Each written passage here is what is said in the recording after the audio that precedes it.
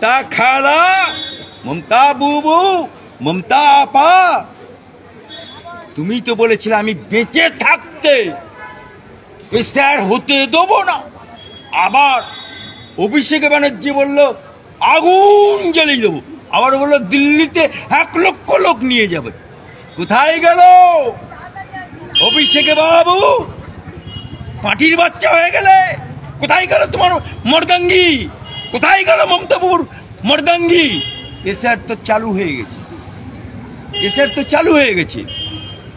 উল্টে এসআর চালু হতে पहले से ममता बुबुर बांग्लादेशी वोटर पहले से ममता खालार वोटर पहले से ममता अपर वोटर पहले से। आप उठ पार से नीचे नामा।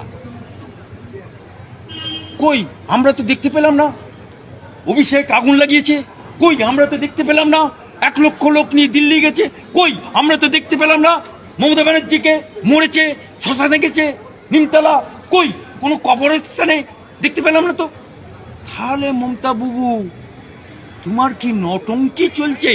हाथी का 2 दांत होता है, एक दिखाने के लिए एक खाने के लिए।